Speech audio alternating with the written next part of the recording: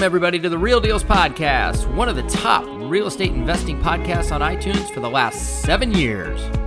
This is the place to be for investing strategies you can actually use, expert interviews, and, of course, some good old-fashioned entertainment. Now, here's your new hosts, Elliott Smith and Cole Rudd Johnson. What's up, everyone? Welcome to the fourth episode of the Cole and Elliott version of the Real Dealz podcast. We have an awesome guest on today, Greg Lynch from Kirkland, Washington. Before we get into too much about him, me and Elliott want to give you some updates in our lives and businesses as we roll through October here. Elliott, want to get us rolling with that? Yeah, man. I'm loving doing this. This is fun. Even though it's adding a little bit more hectic to my weeks, I really enjoy just the hour where I can shut my phone off interviewing these guys. So I think you're really going to like today's podcast. But yeah, this has been a good week for us, man. Last week, I don't know what happened, but we went on a bunch of appointments last week. We went on more appointments last week than we went on probably last month. And so ended up getting one of them, probably get another one out of there as well. But great deal, rental. The guy was selling, had a couple people going through it. So we did what we normally do. We went and walked it. We didn't give him any prices. Hey, call us back. He wanted to wait. This guy had to wait a week to give him an offer or whatever. He was going out of town. So guy wanted to be respectful to him. So we waited and then called him after the guy was making an offer, kind of figured out where those guys were at, made our offer at 220. Guy came back. He wanted 225. And he told me, well, that's because one of the other guys was going to give you 225, but I like you better. So sell it to you for the same price as them. So we tied it up. Freaking great deal. It's probably a 389 house. Probably needs 80K in work. So good deal right in our ballpark. So Where did that lead come from? that was a cold call lead. Cool. Yeah. Yeah.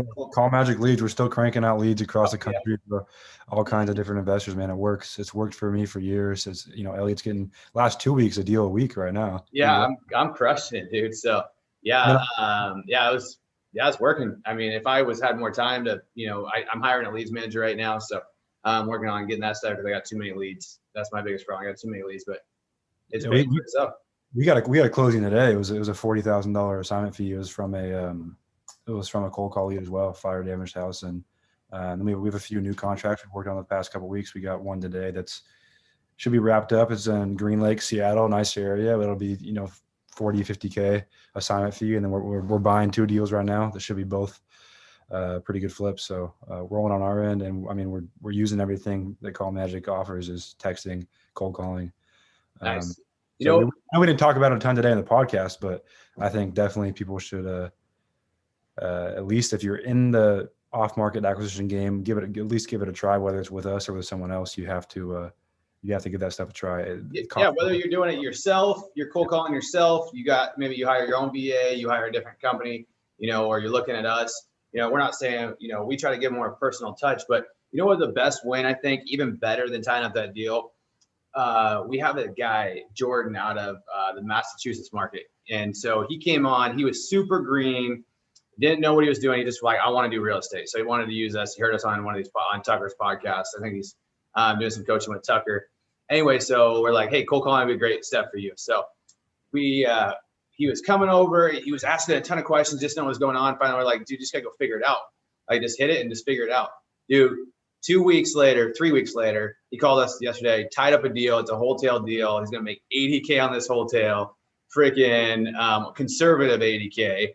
And he's got another one tied up. And this guy's freaking green, dude. What's that return on investment like? Yeah, it's huge. And so he's like, I need more calling. I need more of this. I'm like, whoa, slow down, dude. Let's just work the leads, we're doing. But it's cool to see guys win. That's really the cool thing that I really think. So what we're kind of figuring out more, you gotta be, and Greg's going to talk about this a lot. You just got to either go jump in and figure it out and go fail hard and put a ton of effort behind it. You can be an established company with the team, with the leads manager, sales guy, or you can be a full-on company with multiple acquisitions guys, multiple leads managers, retail component, the whole 9 yards, and those guys are really going to be the successful ones. But if you're just half-assing it, none of this stuff's going to work for you at the end of the day. Talking about winners, we got a winner on the podcast today. Yeah. Greg is I met Greg early summer. I got introduced by you, and crazy work ethic, just a good dude, family man, works his ass off, runs a crazy successful development company in Kirkland, which like he talks about in the podcast. I mean, he's self-taught everything. So I think it's really good lessons that everyone can pull out of this episode on how to jumpstart any business without, I mean, there's no course you need, there's no book you need, how to really make it happen without, getting caught up on all the little details. I think it's a huge episode for people. Yeah, I loved it. Him and I are very similar in the sense, but I think even him more, he just jumps in and figures it out. And he's like, once he's figuring that out, he's going to the next thing. He's already got the next thing in his mind. So he went from buying on an auction, working 60, 70 hours a week and finishing the house himself to now he's building $1 to $6 million spec builds in a freaking short amount of time. And he takes your bruises and you just figure it out, and you're going to pay tuition one way or another. And they figured they want to pay it while they're learning. So I think it's great episode. Probably one of the better ones we've done so far out of the four. Well, let's get into the episode. Thanks guys for tuning in. It's an awesome one. Definitely if you're in the Kirkland, Seattle area. Greg only builds in Kirkland, but he's a great guy to send deals to and talk to and reach out to.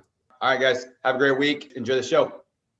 All right, Real Dealz podcast listeners, I want to talk quickly about our show's sponsor, Iron Bridge Lending. If you guys have not reached out to Iron Bridge already to talk to them about funding some of your upcoming flip projects, I highly encourage you to do so. I've known the owner of Iron Bridge for a very long time. I've personally borrowed millions of dollars from them over the years to do a number of different projects, and I can say without a doubt, they are the best hard money lending company I have ever come across, and that is the reason why they are the sole sponsor of this show. I've had a lot of other companies reach out to me and want to sponsor this show, but I just won't do it. I feel like I need to be genuine in who we have sponsoring the show, and it needs to be somebody that I've personally done a ton of business with. So I personally vouch for their ability to be the best, hands down, in the world of hard money lending. You won't find better programs, you won't find better terms, and they're lending or will be lending in over 20 states. So chances are, if you're hearing this in whatever state you're in, it's definitely worth it to check out their website, reach out to them, see if they're lending in your state, and if they are, I would absolutely encourage you to do business with them. Another very cool thing to note is that they have a program for most rehabs where you can actually borrow up to 90% of the purchase price. Now, this is given the fact that you are actually buying a deal, which if you're listening to the show, that means you probably are. But if you have an actual deal on the table, they'll fund up to 90% of your purchase price, and they'll even give you rehab funds on top of that, which means that it only takes 10% down to get into a project, which is unbelievable in the hard money world. So do yourself a favor, reach out to Iron Bridge Lending, have a conversation with them, see if they're a good fit for you and for your next project. I can guarantee you that you'll be happy that you did. What's going on, guys? Elliot and Cole back here for another weekly episode of the Real Dealz podcast. We got our good friend Greg Lynch from Kirkland, Washington. He's in Fort Homes. He's a new construction spec home builder up here. So why don't you kind of lead us off and kind of tell us who you are and kind of go from there? Sure. Yeah, no, like Elliot said, I'm Greg Lynch in Fort Homes, based here in Kirkland, Washington, suburb of Seattle. We kind of border on some of the tech places with Microsoft and Google. And we do new construction, primarily in the $1 to $6 million spec range. Build the house, buy the land, build the house, sell the house when it's done. Awesome. All right. So why don't you talk a little bit about where you got started? You have a pretty cool story of where you got started, because you didn't start out like flipping houses. Nobody handed you anything. Tell us a little bit about how you got into this and go from there. Yeah, no, I have no construction background, no real estate background. Was working IT for a corporate company downtown, rode the bus into work, decided to take a little bit of money and play the real estate game. So bought a rental house about 9 years ago, and it started with that. I started to buy foreclosure auction stuff and went from there. Nice. Awesome. What was the spark that made you want to try real estate out of all things when you were working that corporate job? Yeah.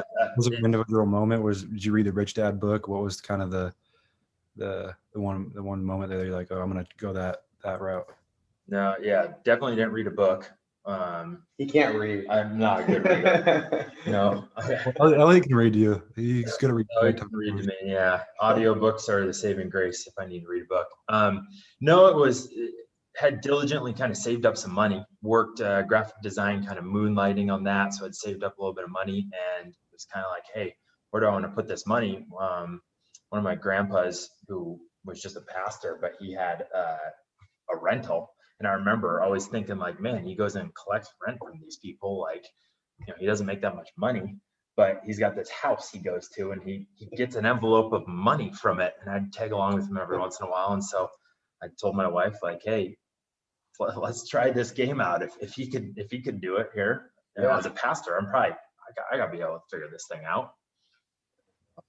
Like, it's kind of like when I was getting into real estate, I was meeting people that were successful, and most of them that I met were not like that crazy special. They didn't have some crazy, they weren't like that high IQ. Most of them were just normal dudes. They were like, I'm going to try this and figure it out. And so I kind of had a similar spark too. Like the guys that, like when I hung my license at Caliber for a while, that's when I first saw it. And I was like, these guys, are nothing like crazy special in terms of. Yeah, especially those Caliber guys, they're not that smart. I mean, so if those guys could do it, I had to sit at the side. That's a little diss there. Yeah, the funny thing is we're actually in Caliber's office recording this podcast right now. So up in the Compass room up in downtown Bellevue. The perfect yes, perfect dig. So cool. All right, so you spoke a little bit, really how we want this to go is we want to talk about trials, hardships, things where it's been hard. Everybody on this podcast, they always make it seem like it's so freaking easy. So when you say you were moonlighting, you were going to college, right? And you were doing some graphic design moonlighting. You weren't just moonlighting. You were working a more than full-time job during college, making money on graphic design. For sure. Yeah, I was putting in 60 to 80 hours a week, more than I was spending at any of my college classes. Pay my way through college and save some money. And built the business through college. Because your dad was a pretty high up in a company that you ended up working for later, right? But they weren't paying for your college. They were making you had to work for it, right? For the most part. Yeah, I mean, it was critical to our family values that you earned your keep, and there's no freeloading in life, and there's no free lunch, and you need to go out and contribute. Skin in the game. Skin in the game. Yeah. So you were working at night on your graphic design company. You were going to school. You're paying your way through school. Were you also working a day job at the same time too? Like, were you working in? No, I mean, I was putting in 60 to 80 hours a week. So it was day and night. Gotcha. Yeah. But really, you weren't really a college student then. I mean, you were paying to go to school, but you didn't have the whole, you weren't, I'm a college student fully. You kind of had a blend. So it was, there was more work than play for me in college. I paid the extra money to have my own dorm room, so I didn't have to share a dorm room because I needed my whole setup and be able to work all night and not have a roommates in there knocking down my door. Now, did you, what degree did you end up getting? Business and finance. Gotcha. Do you feel like that's helped you with your construction stuff, or? The degree itself? No, it really hasn't. It was more of a piece of paper, it's formality. Things you learn more just interacting with people in college. And just the professors or other students or, stuff like that, that was more valuable than the actual, piece of paper itself. Now, do you ever look back since you did work? And I know, Cole, you dropped out of school right when you got there, basically. Do you look back and say, man, you wish you would have had like that college, like that, I don't know, what do they call them? The frat guy experience? Yeah, the college experience. Yeah.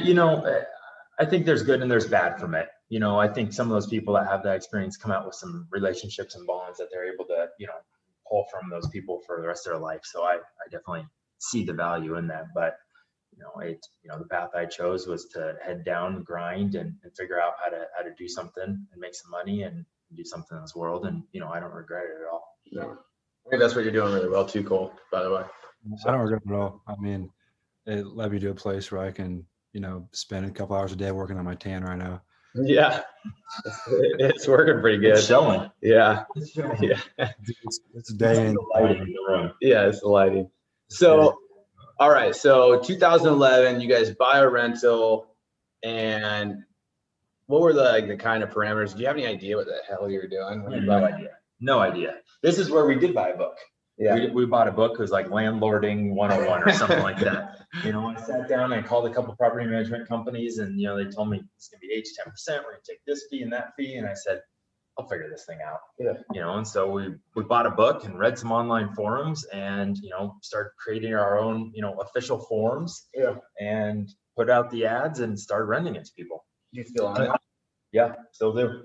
I think that's a huge point. I think a lot of people, they don't actually get started in real estate, whether it's wholesaling or flipping or being a landlord, because of small things like that they overwhelm themselves with. Oh, I don't know contracts. Oh, I don't know, you know, the whole process. I don't know how to landlord, and they don't take any action because of that one thing. So I mean, I think that's a huge piece of just jumping into it and figuring it out. That's the same thing we did when because we had turned some properties into rentals, and we we're like, we need to go faster. So we're like, well, shit, there's got to be a better way. So we're like, how to buy rentals faster? So we found bigger pockets. And then somebody was like, we send out letters, you know, like a wholesaler or whatever. I didn't know what wholesaling was. So we copied this guy's letter. I showed it to my stepmom, who's a real estate agent, 30 years. She's like, that's the worst freaking thing I've ever seen. But we sent it out, 200 of them, hand wrote the envelopes, and just threw them out there. And we got a call. And I remember Chris and I, at that one exact moment, I remember we're in the living room when somebody called us. And we're like, jumping up, somebody called us, you know, we're gonna go look at this property. And you're like, and then, you know, a month later, we got that one under contract. We didn't know what the contract was. So I asked some guy that I met on Bigger Pockets, like, hey, do you have a contract? And ended up signing it to him. And it's like, you just figure it out as you go. Yep. You know? For sure. And it's just like, I think that's the difference between people that sit on the sidelines and people that are successful. It's not that you're smarter, better, faster, stronger. You just do something. Yeah, no, we had those tenants start rolling in, and remember I opened that first door, you know, I don't know these people from Adam. Yeah. I'm not sure, should I have been packing? What are they walking into? And, you know, you just figure it out. So what did you buy that property for? That property we bought for about 300. Single family? Duplex. Gotcha. What's it worth now? It's probably worth 800 now. Jeez. That's a Seattle market. What's your rental portfolio look like right now? We have 20 doors now. All based here in King and Snohomish County of Seattle. So the average each door is probably worth between $200,000 and $600,000. Gotcha. So to kind of give a gauge for the market, it's not a Midwest cash flow type market. And are you getting good cash flow here? You found good cash flow? They're all positive cash flow. I had a hard rule. I would not buy anything that didn't have positive cash flow throughout the years. It's gotten harder and harder as it's gone on, but if it didn't cash flow from day one, it wasn't a purchase I was going to make. Nice. So cool. All right. So then you get the rental, and then when's the light go off and saying, well, this is kind of cool, right? There's had a bit of light that's like, well, this is kind of cool. Yeah. Now what? For sure. I mean, that first check comes in for rent, and you're kind of going, man, someone just they mailed me a check. Yeah. And I'm collecting it, you know. And so that was kind of the first light of, well, we need to buy more of these things. But it was important that I didn't erode all of my principal cash away. And so it was, okay, how are we going to get more money? My W-2 job, that paid enough for the bills. That didn't pay enough, you know. Yeah. Coming out of college, you're working these jobs, you're making $40,000 a year or something like, you know. I was riding a city bus to work, putting on a tie. There was not money to be made. That paid for the bills. And so it was, okay, how do we make some more money in order to buy some more rentals? So that's what kind of led us down to the flipping game. Dive into that, like, tell us the whole story. I mean, don't be shy, you know, kind of tell us the process. It's your floor. People want to hear you talk about, like, you got into the buying flips, and how'd that go? What'd you do? Yeah. How'd you get money? How much did you hate it? How much you hate it? Yeah. We had a good buddy who kept saying, hey, you need to come to the foreclosure auction. That's where it's at. So we finally gave in and said, hey, let's go check these out. So we went to those little meetings. We'd go every Thursday night. Our auction's up here every Friday. We'd sit and we'd learn the spiel and learn, you know, which properties are going. And so we'd spend Thursday night between, you know, 9 p.m. and midnight going and, you know, walking around these properties and neighborhoods. I'm still not sure how the cops didn't. Well, they probably got called on, but we would get out of there fast enough. So we finally, you know, we would bid on probably 4 to 6 properties every week. We bid on these with things. your own money, or? Hard money. Hard money was the start. I mean, we had enough for our down payment and for the rehab, and then we'd hard money the rest. And, you know, so we bid on 4 to 6 properties, and every week you'd lose and you'd lose and you'd lose. And, you know, you get a little more aggressive, and it's kind of the natural, you know, the natural process. And so finally 3-4 months into bidding, we won a property. And so, you know, we get this property and we go work our day jobs, we bus in, and then we bus to our car after, and we walk to this house, and walk up and kind of knock, and we'd talk to a guy of like, hey, do we just break in? They're like, oh no, it's no problem, just check if it's vacant. If it's vacant, go ahead and just go drill the lock and go in. And if it's not, then you just need to talk to the owner. Yeah. Like, any more guidance you need? There's some form I got to give. No, it's fine. Do I need like a receipt from the auction? No, you don't need that. So I mean, went in completely naked in this thing. Luckily it happened to be vacant, so we went in there and drilled out the lock and took over the house, and we kind of then started to research from there. We didn't know what we were doing. It was me and a good buddy and my wife, and we didn't have a clue what we were doing. We weren't contractors. We didn't come from a builder background, and we had set out that we were going to do a majority of the remodel ourselves, and that was a way that we we're going to keep the costs down, and we we're going to learn the process. So what we would do for the next 4 months as we flipped this house is the three of us we'd go to our corporate jobs.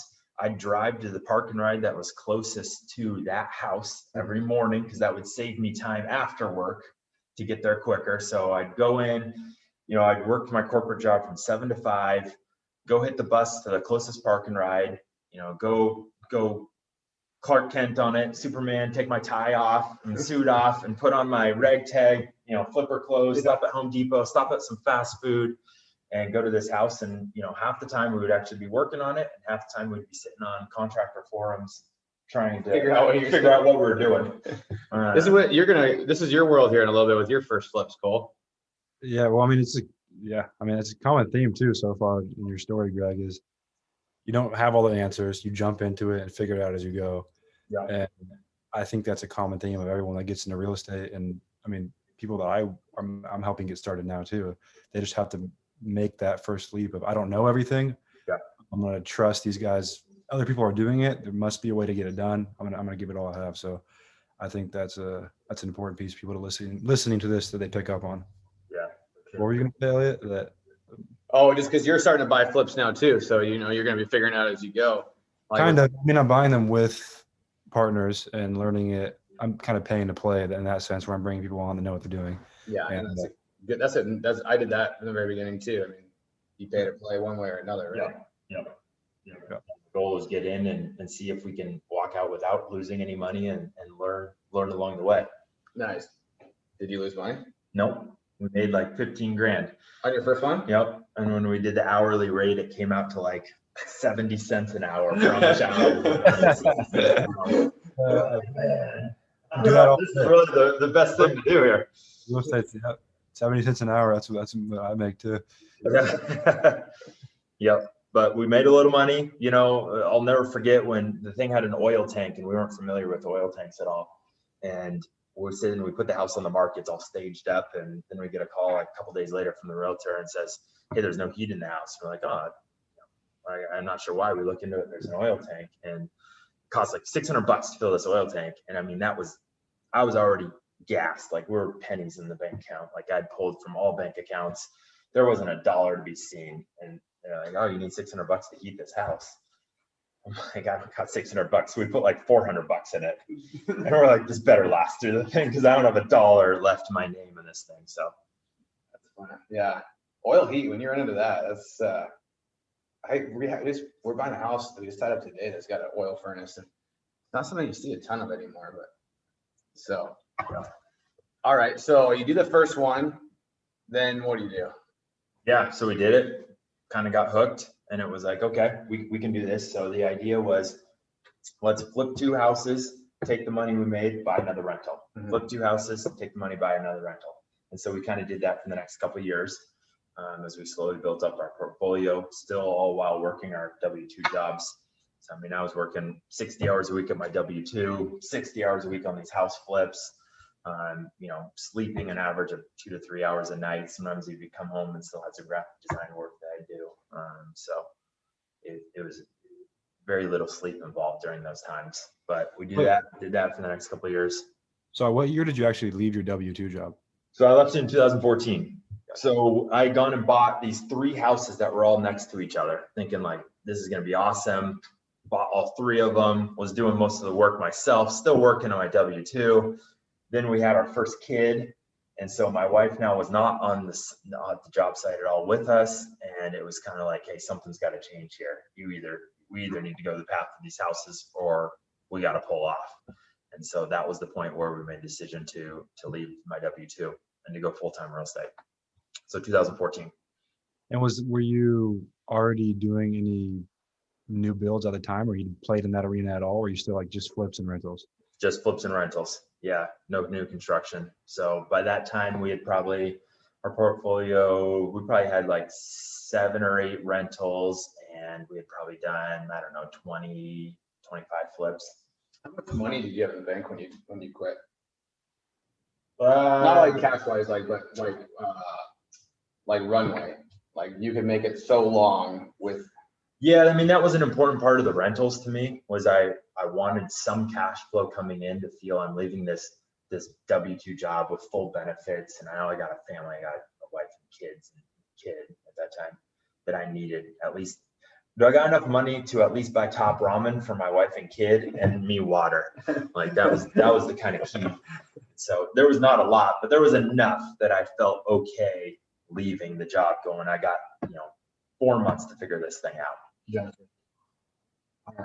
Yeah. So, okay. So then you do that. Then you guys start getting into like higher dollar, higher, bigger, better rehabs, right? Like you're doing the rehabs. Like we don't want to touch them. We do entry level. We're doing $60,000 to $80,000 rehabs. You started getting into the big boys, right? Like the $100,000 to $300,000 remodels. Can you talk about the transition from we're doing this to just making enough money to buy rentals to the transition is, wow, we're good at this. We can make more money if we do bigger, better projects. Yeah.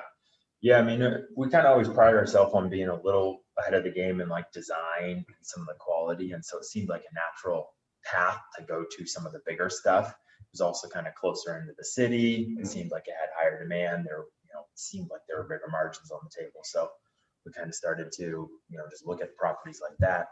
And start to invest in these rehabs that, like you said, $200,000 to $300,000 rehabs, maybe some add-ons or finishing out a basement or popping the top or something. So it kind of was just a continue to grow. And that seemed like the natural path to grow on of let's go. Now we're not just doing carpet and rehab. Now we're going to do like, $70,000, $80,000 remodels, and there's $120,000. And then all of a sudden it's, $200,000, $300,000 remodels. Okay. So Gina had just had your son. Was there any moment where you're like, oh, fuck, I screwed up? There's a time in everybody's investing career, and I think there's cycles. And I don't know if you've gone through this, Cole, where I think you did actually when you scaled back, right? When you came back, there was this really you're like, I screwed up. Life's hard. This sucks. I made the wrong choice. Well, like where you're working, you're making, at that point, I was like, I'm making less money than I could go work half the hours, get a W-2 and be making more money. You know what I mean? It's I think that was the point for me where I was like, I got to figure this out. Do you have any points like that?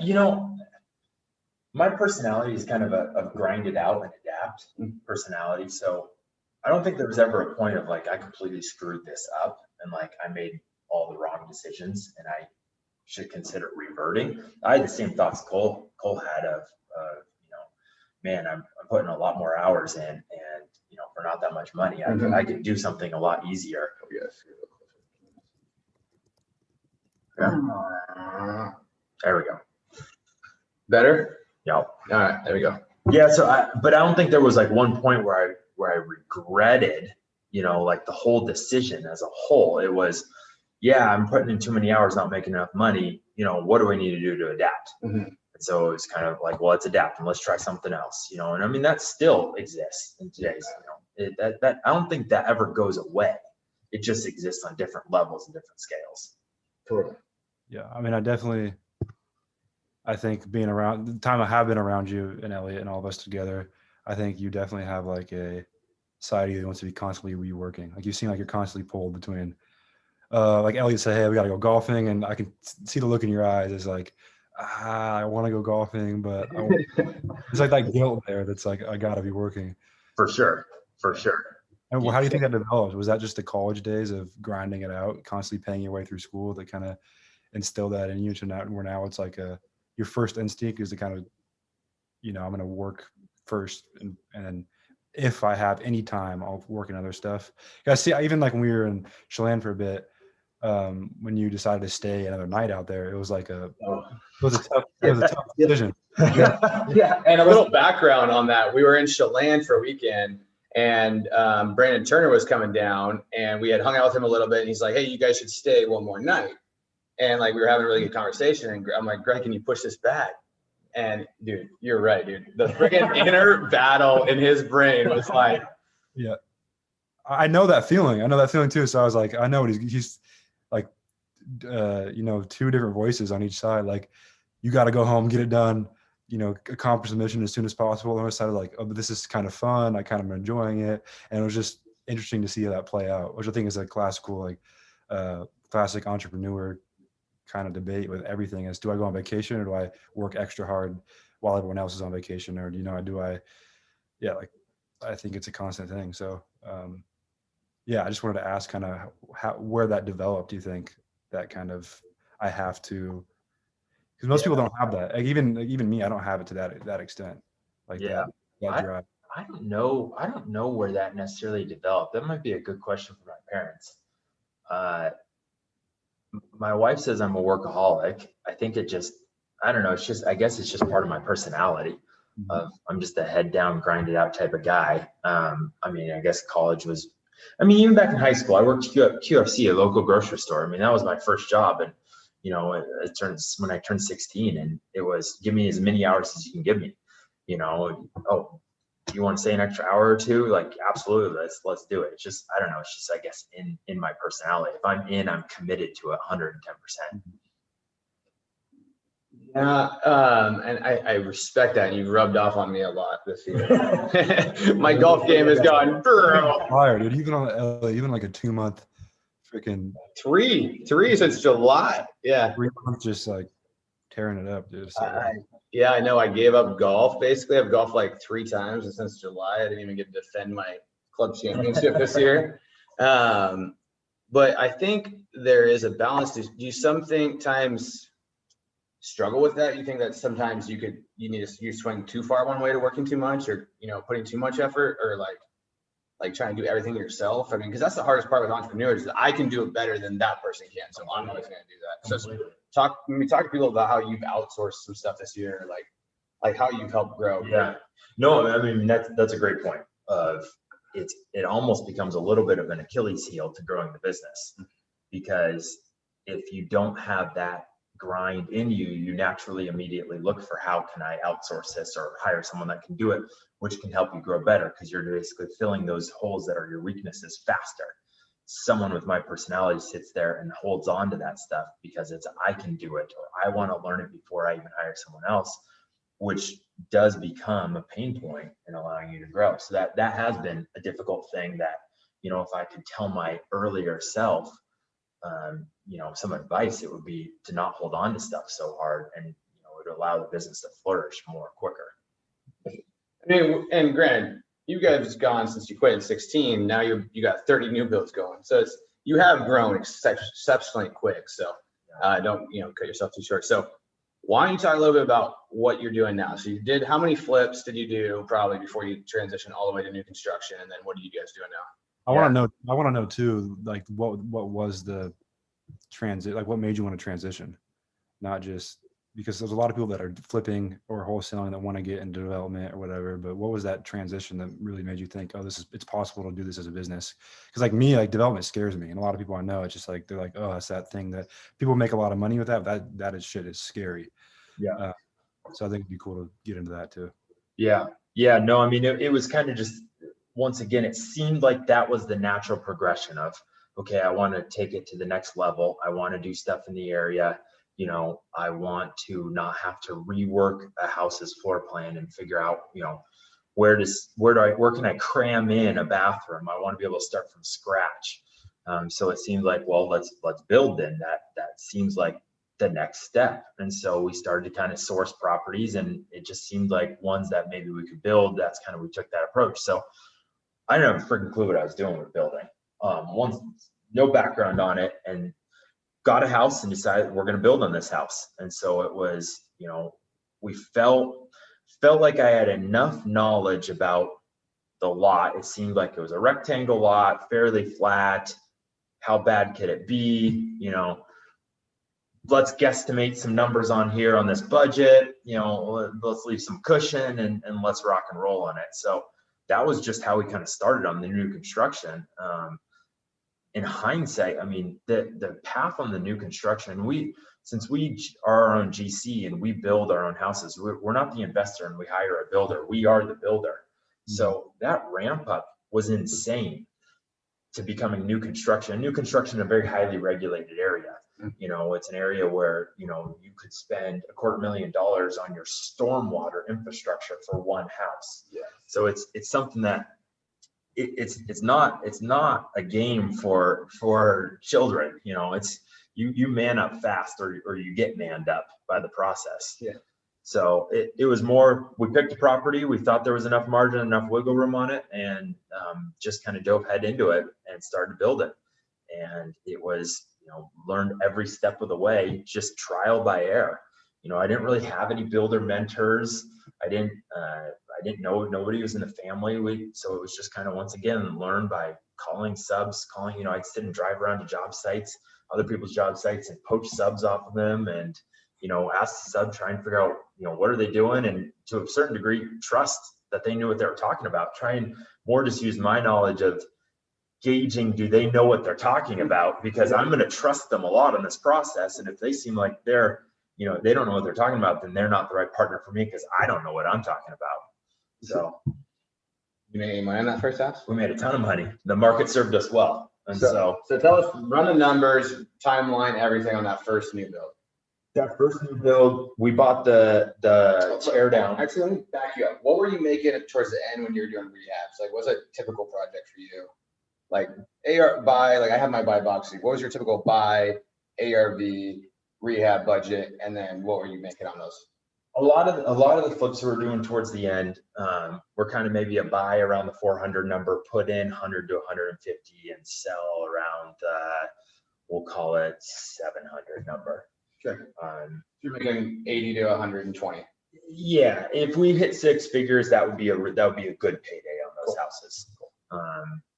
Gross, before, you know, we'll obviously pay out and staff and anything like that. So new construction is kind of same thing of like, hey man, I think we can make 100 grand on this thing, like, and let's just learn the process. So bought it for 400, bought for 380, spent about 650 on the build, and ended up selling the house for almost 1.8.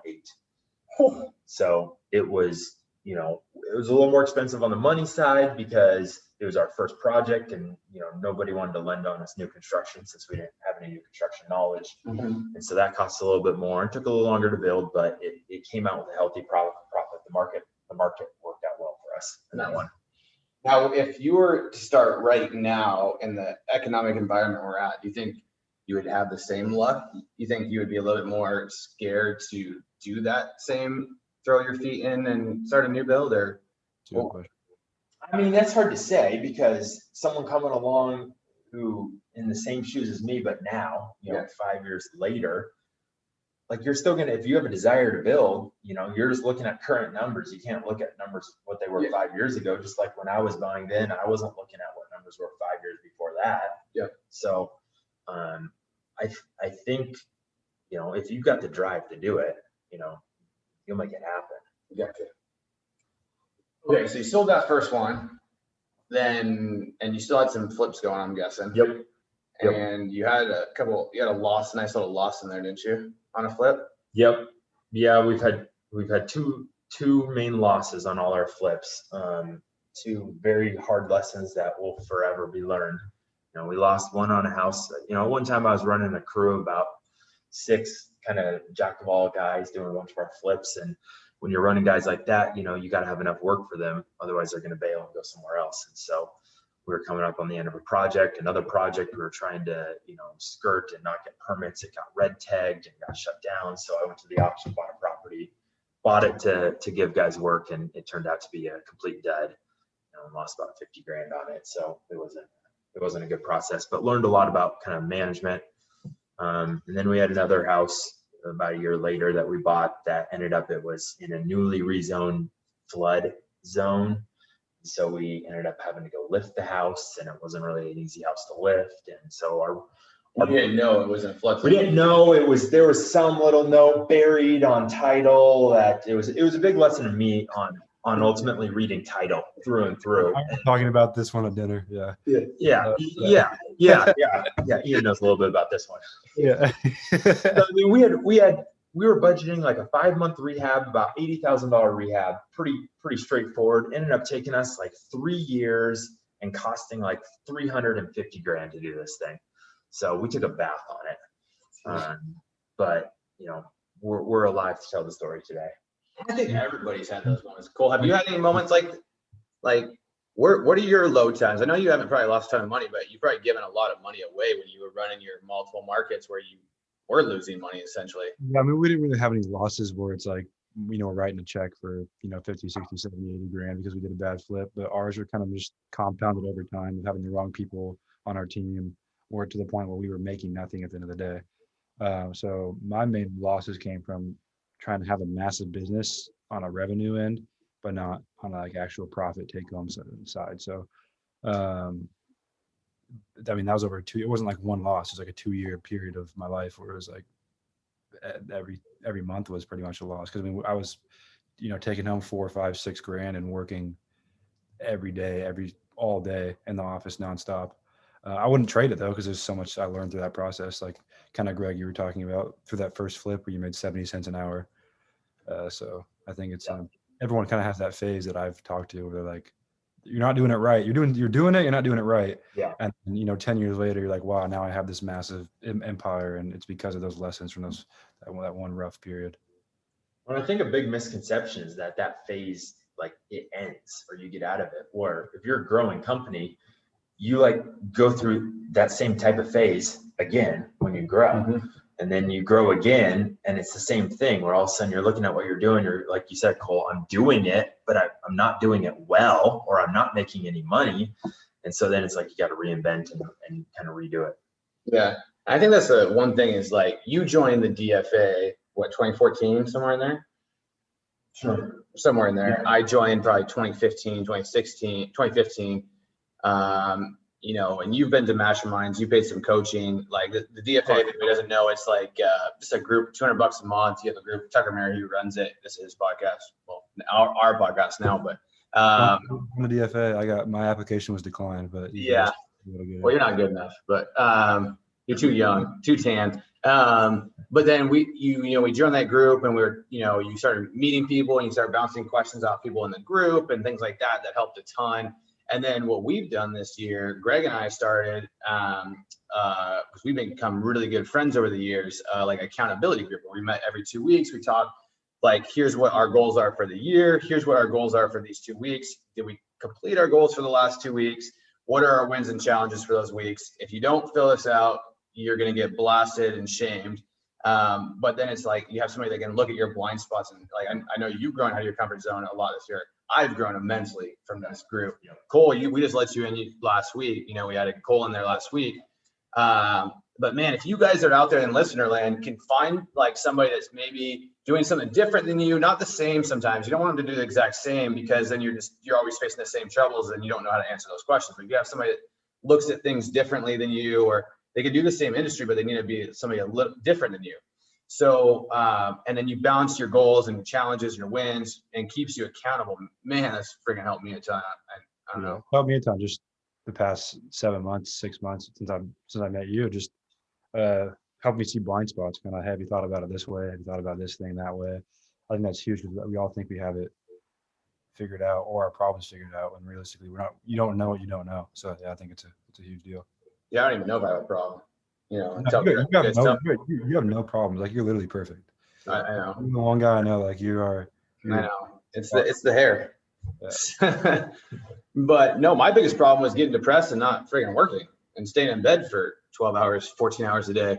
And then so we started setting some goals, and then we started, talking about that. And then I started getting a fire, and then I made a commitment. Hey, I'm going to try to be an adult and try to actually work a normal schedule, because I never want to work a schedule. And now I'm working 60 freaking hours a week. Thanks a lot.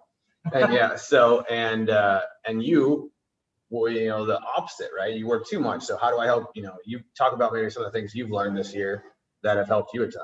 Yeah, I mean, the challenging aspect of the accountability is huge.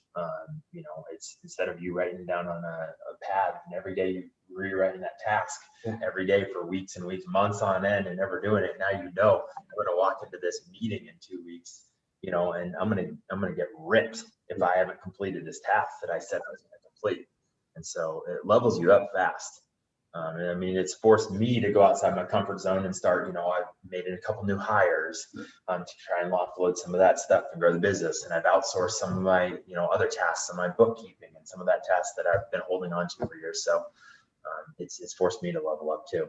Cool.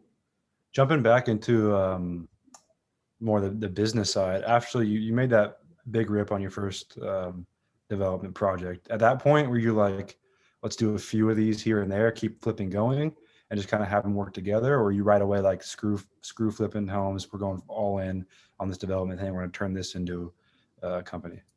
I should have done that, but I didn't. My conservative personality says I can't cut off the income coming in until I've got a new stream of income. The development projects up here are such a long term. From the point of buying, entering into contract on a property to actually breaking ground, if it's just a single house without any subdividing, it's tough to be breaking ground in less than 8-9 months after the thing. And that's if things go well with the city. And so then by the time you build it and sell it, it's a 2-year process at minimum. And so I knew that, and I knew that even if I go gung ho and getting dirt right now and starting to build, that now all of a sudden I'm going to go a couple of years without stuff. So we kind of kept some flips going as we kind of toned down the flips and raised up the new construction to kind of keep, it more steady. At that point in time, I'd hired a construction manager and I had still, labor on. And so I had some staff. And so it was important to kind of keep some of the money still coming in. So it was a couple of year phase out into new construction. Okay, so one thing we haven't touched on, so you're building, you got 30 projects going right in Kirkland right now. Yep. Those ain't free. You're talking one of the highest price points. I know you're paying lots, $6 to $1 million for lots. Then you got your construction costs. How did you find money to do all this? How did you find funding? Yeah, no, that's been something I focused on over the years. And, I went out and did a lot of networking and a lot of marketing, for money.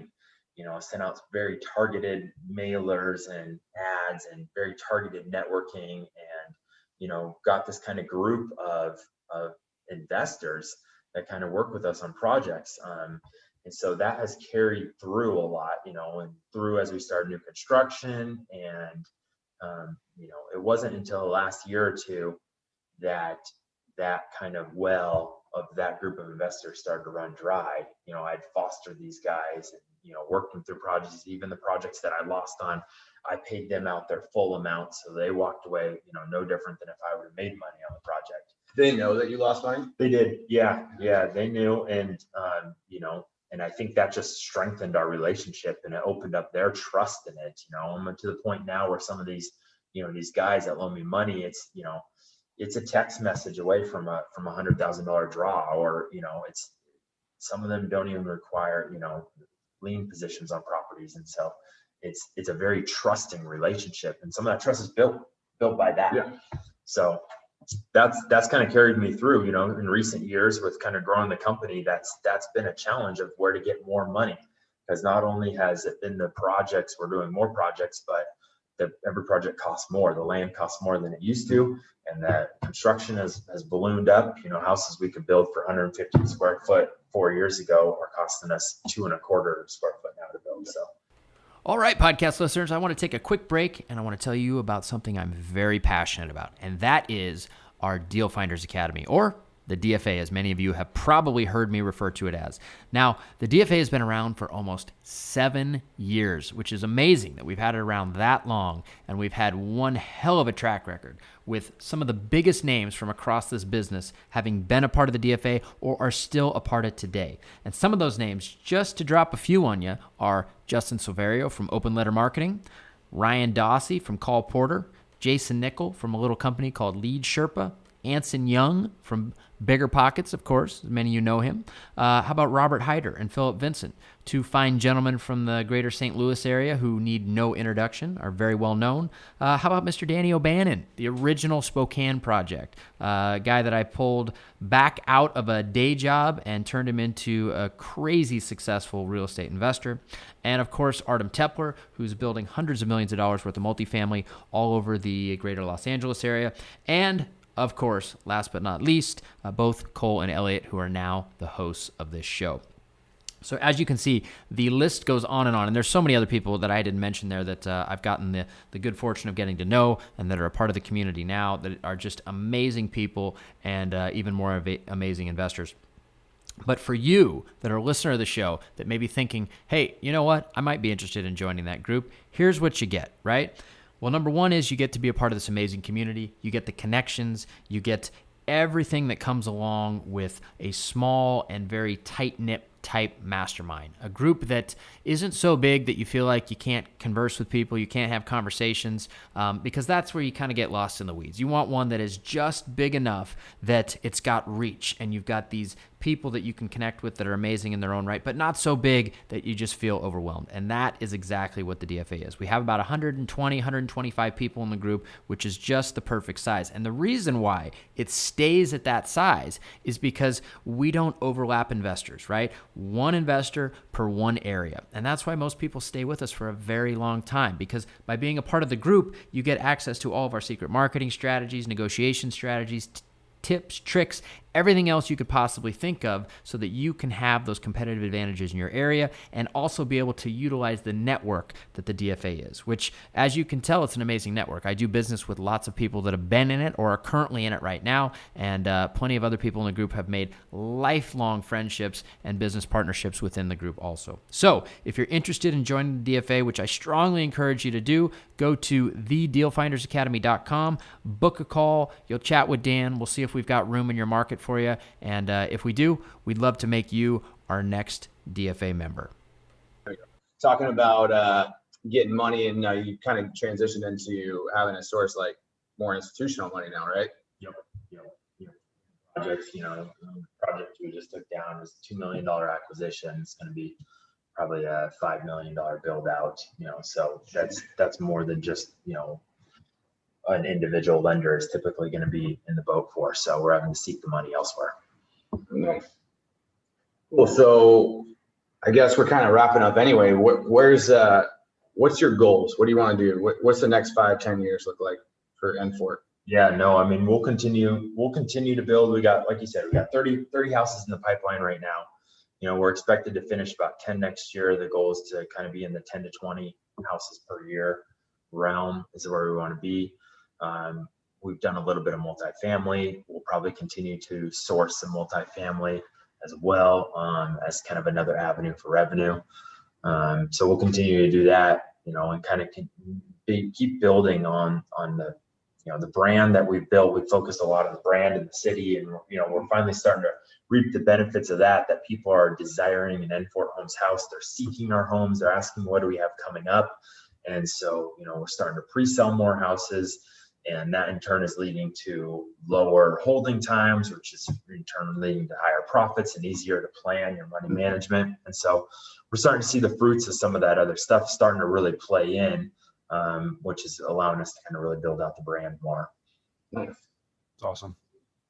And like on the brand side, well, first off, on multifamily, you guys building multifamily, or is it like, what did you mean by? Yeah, we built some townhomes last year. And so finished those off and we kept them as rentals. And so building multifamily, it's something that we're going to eye and look to kind of grow to in the future, both from a build and retain it and put it in our portfolio more than it is to like build and sell off. So we'll continue with our core. What we know and what we do well is building $1 to $6 million single family spec houses. And we'll continue to do that. And we're perfecting that. We're building some really good processes and efficiencies around things. But and as my personality goes, I'm just looking at what then could be the next thing that could be something we could grow the company more, provide more revenue, or provide more jobs for people, or be able to boost pay among our employees. Or expand markets, maybe an N-Fort Kirkland, N-Fort Paradise Valley, Scottsdale. Never know, man. Yeah. Never know. San Diego, maybe. Cole, aren't you know? It's Tri-Cities. Yeah, Tri-Cities. 1 to 600,000 maybe in Tri-Cities. That would be it. Yeah.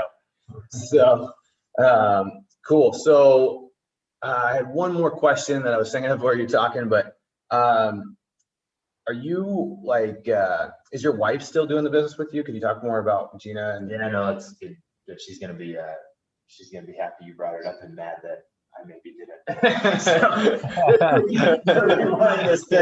The wife, let me intro her. yeah. Oh, that can be edited. The final version we'll swap it around. Yeah. So we'll make it look like you. Facebook Live. She's watching right now. Help me out, boys. Help me out.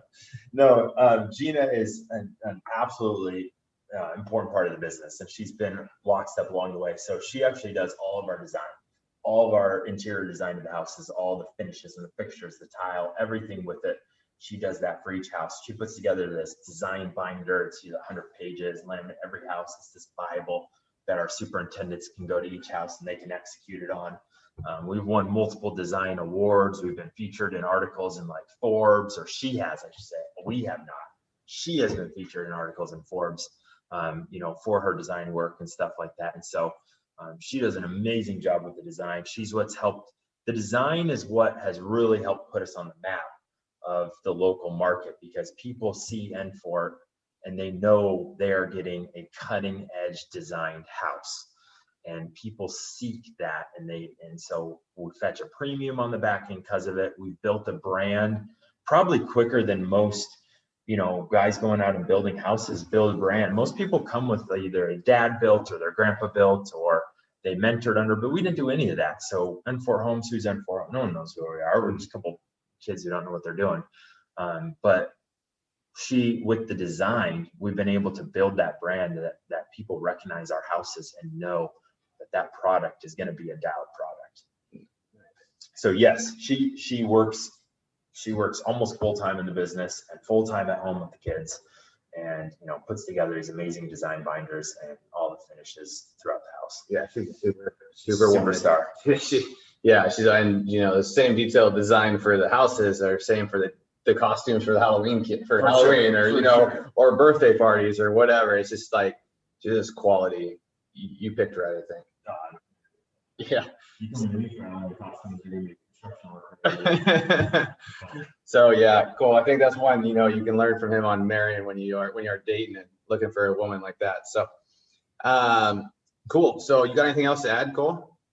No, I think I'm good on my end. I think that was the biggest thing for me that I take away from this episode is, Greg, your willingness to just dive into everything head first and figure it out after. I think that's people listening, they can apply that to whatever they're doing in real estate. Yeah. That's the biggest thing that stops people, I think, especially from once you're in the business, taking to the next level, whether that's wholesaling to flipping to developing, flipping to actually having a portfolio, is just diving in and figuring it out after. So I think we've had multiple builders that come up to us and they're just like, it amazes me how you didn't have someone show you the ropes. It just kind of blows them away, because like I said, most of them have like dads that built or grandpas that built. They come from a family of builders, and that's a little bit different than just like rehabbers or investors. Like the building community, people are actually GCing and building the actual houses. Usually it comes from a lineage of building, or the knowledge is there, and we didn't have any of that. So builders have come up and they're just amazed at how you got 30 projects going. We've done over $100 million in development deals. Like 6 years ago, I was sitting with a tie, sitting at a computer, doing IT work. Yeah. Like that's pretty amazing to people, and it's something that we're definitely proud of. Yeah, and I think you should be proud of yourself. I mean, if you're following the footsteps, you'd be an accountant for a corporation for your life. For sure. And there's nothing wrong with that. It's just it's kind of like farming. You always hear about farming is only way you get into farming is because your dad was a farmer. Right. And a lot of builders, the only reason you got into building is because these big construction companies, because your dad owned the construction company. So yeah, exactly what Cole was saying of just jumping in. I mean, none of that would exist without just kind of putting one foot in front of the other and figuring it out. And taking your licks, right? Taking your licks. Yeah. Yep. So So real quick before we end it, if someone's building in Kirkland or they have a deal in Kirkland, then it's a development deal and you just sell, how can they get in contact with you? Yeah, definitely. No, our company, Enfort Homes, ENFORT Homes. You can search like Kirkland Builder, probably be one of the first ones that come up. You can go to our website, enforthomes.com, and fill it out. We have an Instagram account, it's pretty active as well. Yeah, check out for design too. Yeah, puts a lot of design stuff on there. Lots of nice stuff. A lot of good ideas there. So you can hit up any of those and message us there. Cool. And are you looking for lots? Absolutely. We're still looking. We're still buying. If you got deals in Kirkland, send them our way. It's our bread and butter. We know what we're doing there, and so send them our way. We'll give you a quick response. Cool. Awesome. Guys, thanks for listening today. Sorry about the little mishap with the Facebook Live. Greg, thanks so much for coming on the show. That was awesome. Yeah. All right. We're out.